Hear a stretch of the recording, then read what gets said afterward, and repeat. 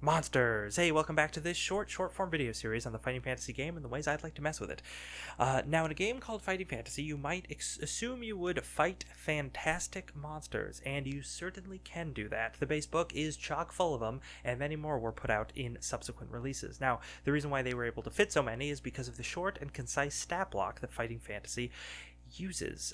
This block starts off with a few lines containing things like the monster's name, the terrain it's found in, its disposition, its skill score, its stamina score, the number of attacks it has, and its weapon damage type. Now remember, monsters have their own weapon damage chart, so that doesn't need to be included here.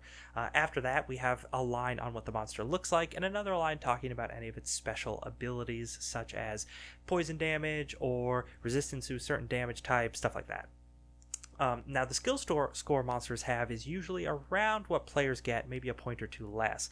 And the stamina score is usually significantly less than what players have, usually less than half. There are no spellcasting monsters in the base book, although the adventure does contain some spellcasting enemies, and there we learn that monsters don't drain stamina when they cast spells, so that's important to note. Now, honestly, I wouldn't change too much about monsters in here because they're just so well and simply presented. I would probably add a weapon damage die because that's something my game is doing already. I might add some armor in there, and I would probably try to expand a little bit on their abilities, harkening back to that subsystems video we made before, just to make them more unique in the way they interact with the rules. I would also add flavor text because when you're a designer and you can't necessarily get art for everything you're putting in your book, having a little flavor text goes a long way. Now, the game Troika introduces a random roll table called Mean to each monster, which basically lists all the different dispositions that a monster might potentially have when you run into it.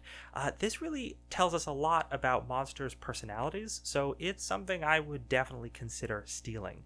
Anyway, that's basically all there is to say on monsters for me, so thanks for watching.